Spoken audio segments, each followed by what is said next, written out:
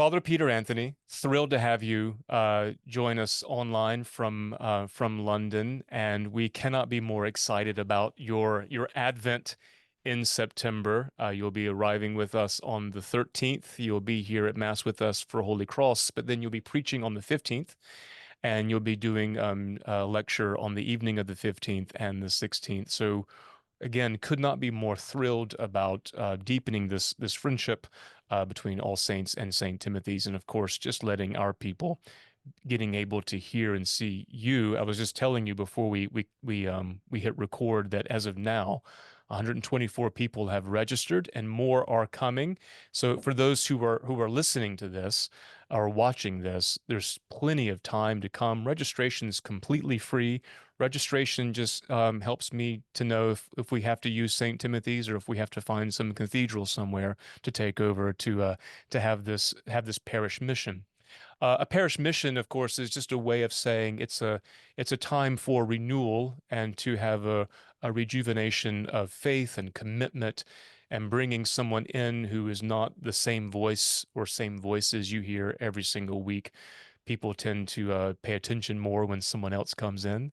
And of course, your gifts and your expertise and what you're doing in London is inspiring. So we're excited. So let's just let people find out something about Father Peter Anthony. Give us the bio. Tell us something about yourself, who you are, what you're doing, so we get a taste of who you are. Oh, that's a very kind introduction. Thank you very much. I mean, I am itching to get there. This is going to be absolutely wonderful. I'm so grateful for this invitation, and I'm really looking forward to being with you all. Yes, I am the vicar of All Saints Margaret Street, which is a large Anglo-Catholic parish in the middle of London. Before that, I was the parish priest of St. Benet's Kentish Town, which is a much smaller parish up in North London, a bit more suburban in what we call Zone 2. On the underground map, we had a parish school and a whole number of realities that don't really exist here at All Saints because we're much more of a gathered community at the centre of London. Originally, I come from Bolton, which is a small town in Manchester. But after I graduated from university, in the Church of England, they quite often like, when you're a younger candidate, they like for you to work for a year in a parish. And so I went to work as a pastoral assistant at St. Paul's, Tottenham, which is a really terrific, amazing place, up in the further out in the north of London. And it's there that I ended up being an ordinand of the Diocese of London and went to St. Stephen's House, did Which is theology. Oxford. In Oxford, yep, that's You right. did your undergrad at Oxford, and you Yes, have I was there before. Well, an MA in modern languages. Is that correct? right, French and German. How many do you speak? No, I not enough languages is always the answer to that question. Not enough languages. So yeah, I went back to Oxford, did Hang on, theology. quit being so humble. Okay. You are fluent in German, French, obviously English. I got a bit of Italian, Okay. and there's a little bit of Latin and enough New Testament Greek to drag myself through the New Testament. So are you into polyglot status at this point? No, Do by you no have stretch of anybody's imagination. I don't know. I have good restaurant language in all those languages. I can order a wonderful pizza margherita in all those languages and a second beer. For all those who love Oxford, you went to Magdalene College, right? Oh, it's a gorgeous college. It really, really is beautiful. Yeah, and it has a strong tradition of modern languages. One thing I'd say, that was a wonderful time, and my time as an undergraduate at Magdalene, really Hang was. on, let me stop you. So I'm looking at the captions for people who maybe have difficulty hearing or they're watching this in the bathroom or whatever. And so when I said Magdalene College, it says modeling college. So you didn't go to school to be a model. So I want those to know that Magdalene is how you say Magdalene at Oxford. That's what that is. Sorry, continue. I didn't want people to And think that's that you were a swimsuit model or something. Well, Oxford does teach you very well to go around life being a complete poser. So Okay, good. there is some truth in that. And on a serious level, that's where the word maudlin comes from. So in the 14th century, that word Magdalene was pronounced maudlin, which is where the word maudlin, to be sad, being like Saint Mary Magdalene comes from. So that's why there's that strange and peculiar pronunciation of the college. And the life of the chapel there was really wonderful in those days. There was a daily mass, even songs sung by the choir every day, with compline and benediction on a Sunday. And it was a really, really formational time. And it's there that I've first discerned the possibility that God might be calling me to be a priest. So I then went to St. Stephen's House, served a curacy in London, in Hendon, and then I went back to St. Stephen's House to be a graduate student to do some further work in the area of biblical studies. So I was at St. Stephen's House for 3 years as a prisoner and 4 years as a warder.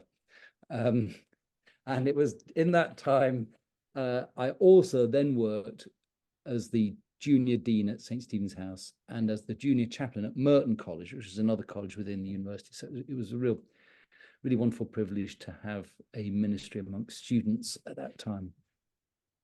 And you did your DPhil there, right? The other DPhil, Yeah. so eventually it ended up looking at Luke's version of the Transfiguration, and particularly how it's interpreted in the earliest centuries, both in the first written interpretation and commentary on it, but also in visual and artistic depiction. And so a lot of what I looked at were questions to do with what it means to talk about vision, what it means to depict it or talk about it, how it operates as a metaphor, and the kinds of things that really in modernity, there's tons of stuff in that story of the Transfiguration, retold three different times in the Synoptic Gospels. There's tons of stuff in there about vision, insight, extraordinary seeing that we in modernity don't pick up on because we have a very, very impoverished understanding of what it means to see. And that metaphor of vision and sight was much richer in antiquity, I think, in many ways. So how do you come up with that when you are pursuing a DPhil? And a DPhil is a PhD equivalent, in America, right? It's a doctor of philosophy. And did you have an interest in sort of patristic understanding of vision, or did your tutor say, you know what, there's a bit of a lacuna of this area. Why don't you write on this? So, what drew you into the Transfiguration vision, all of that? It's a bit of all of those things. And a DPhil, a PhD is it's all tortoise, not hare. It's a long journey. And I started off interested in apocalyptic, New Testament apocalyptic, and exploring all those various texts that involve seeing the heavens and extraordinary vision being given to particular individuals. And it was my supervisor who was particularly interested in what they call reception history. In other words, rather than looking at what we can say about the text and getting into an enormous knicker twist about whether this verb ending means this, and perhaps this bit has been added and that's been taken away. And many of those sorts of historical critical arguments, I think many people are finding nowadays much less satisfying. Mm-hmm. Rather than that, looking at how have these texts been interpreted and lived out as well. That's the big thing. It's not just about dons and scholars living, sitting in studies, coming up with dusty ideas about texts, but it's actually looking at how have these texts been in sort of interpreted, depicted, lived out. What difference have they made, and how have they been interpreted? Through what lenses have they been seen? And so one of the things I noticed was that early comment on the Transfiguration talked about radically different things from what modern interpretation. So modern interpretation is, broadly speaking, a whole load of dead Germans saying this Transfiguration thing, it probably was all made up, wasn't it? What must it be a metaphor for? And that kind of only gets you so far, really, in terms of understanding it. Whereas you read what people in antiquity were writing about the Transfiguration, and this is a hugely important text. It spoke to them really deeply about their faith, about how they understood belief, about what they meant when they talked about living with God in eternity, a whole range of things. It was a monumental importance to them. And also, all these dead Germans writing boring books about the Bible, one of the characters of them is that they kind of give the impression that people in antiquity, in the patristic period, were somehow not critical of the text. Hmm.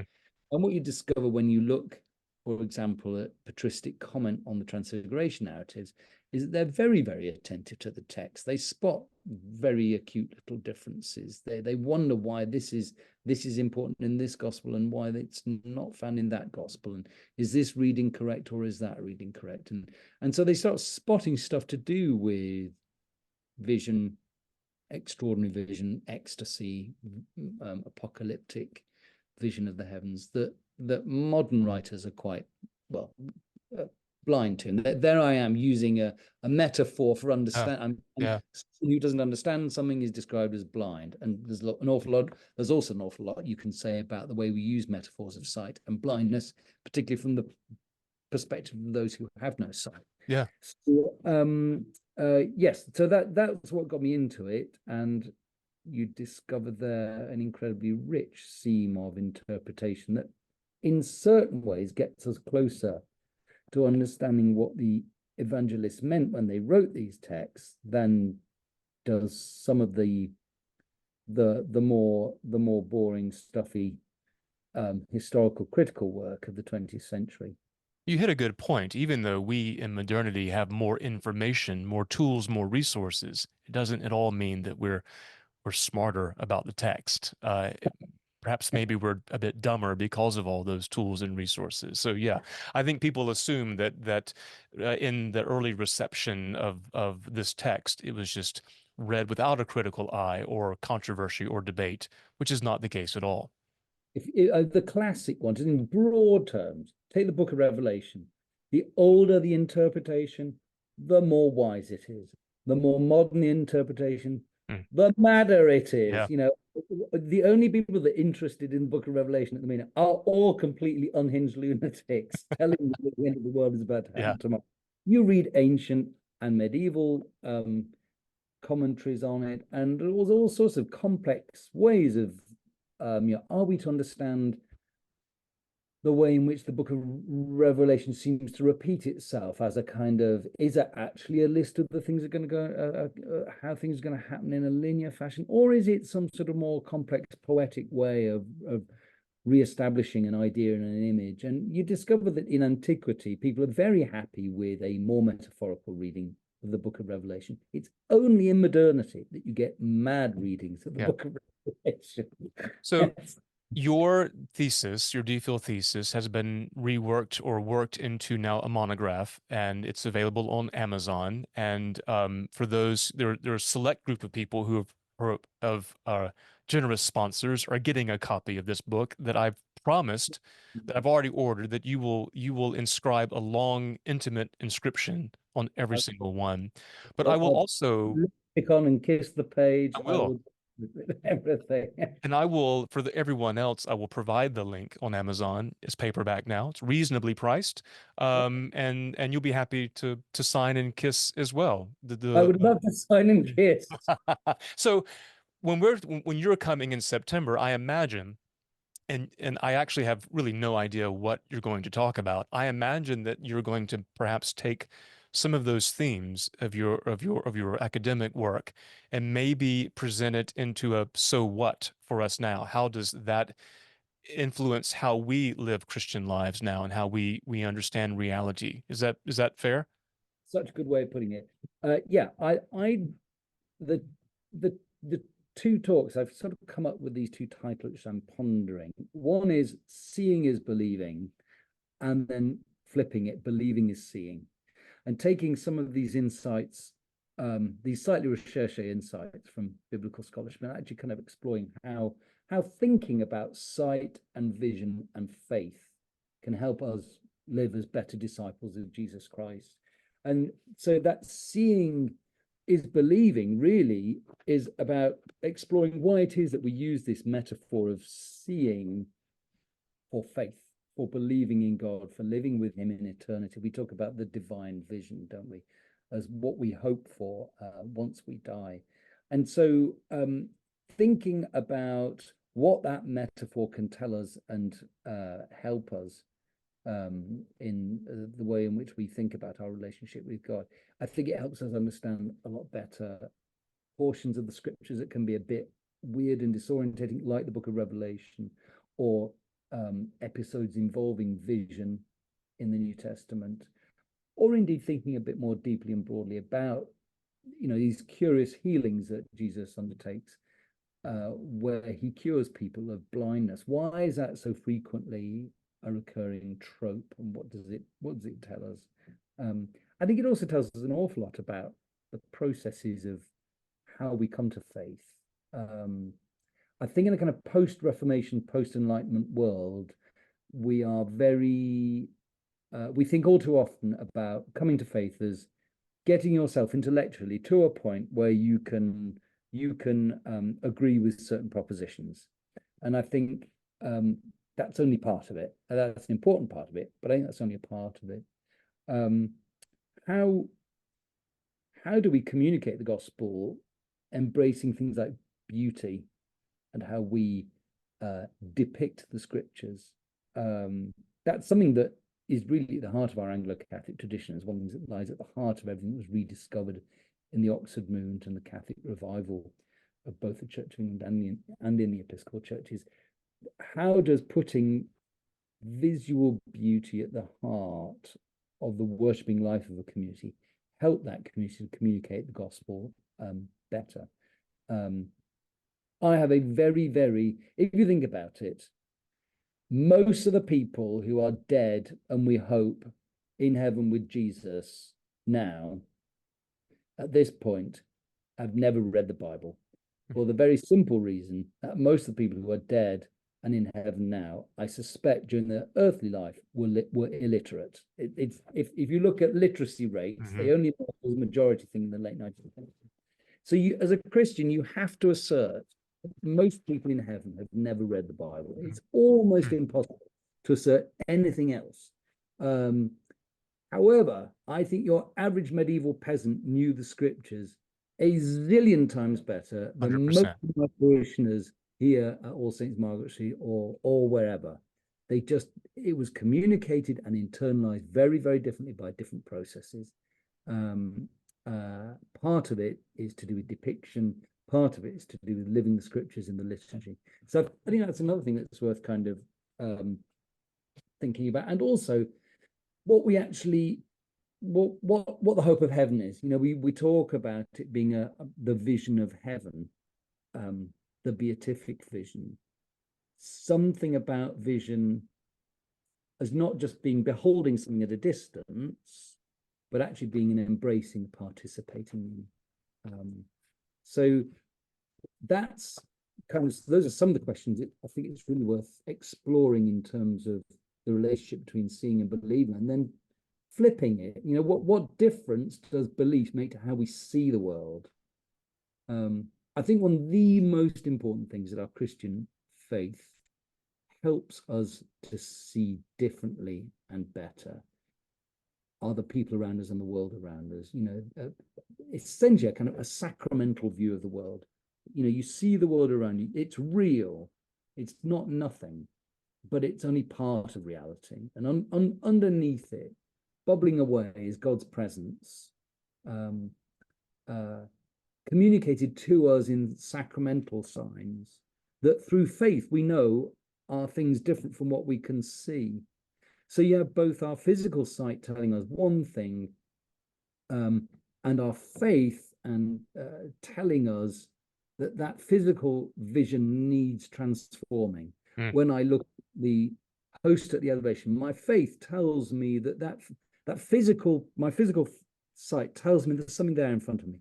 And it's through reason and faith working together that I know that's God. And the same thing happens to the disgusting, smelly tramp I walk past every day to go to the supermarket. My physical vision is telling me this is someone I really don't want very much to do with. My nose is telling me that he pongs to high heaven. And yet our Christian faith tells us, despite that, there is within this person the image of God. And And perhaps in this day and time, I mean, this may be more relevant than you even imagined when you were doing this work, in the sense, I mean, first of all, when you're speaking, I'm thinking about, Paul saying, right now I see in a glass dimly or darkly, but then I'll see face to face, the pure vision.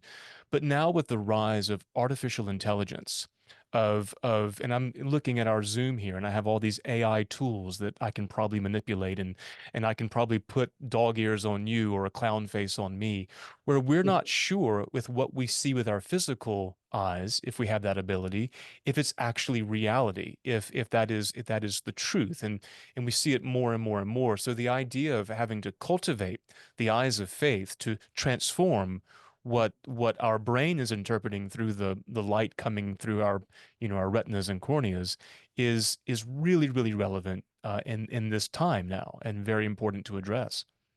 fundamentally, and I completely.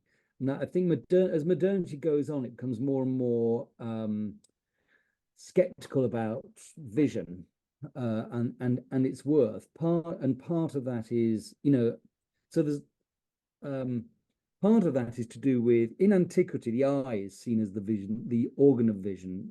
Stuff comes in, and it's the eye that receives it and connects you to it. So to see something in antiquity is to embrace it. In in modernity and after the Enlightenment, it's the brain that becomes the organ of vision. And it's the eye is merely a lens that sends information to the brain, and it's the brain that really sifts it and works out if something is or isn't the case. And therefore, modernity is much more skeptical about the value of vision, because and increasingly now, because things that appertain to the vision can be manipulated. Hmm. So you're being really attentive to how we look, how we perceive, how we act carefully and thoughtfully and lovingly on what we perceive and think is really really crucial. Um, it's a really important part of how I think as Christians, I think one can put it as a really good way in which this part of my faith helps me to act better and contribute to the common good, to the presence of love in a world where there is way too much people flying off the handle, um, pumping around fake news.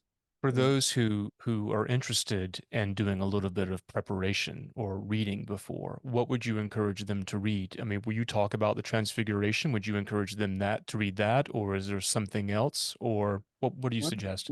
What I could do is I could put together a very brief reading list for you. I'd probably want to put a bit more thought into it.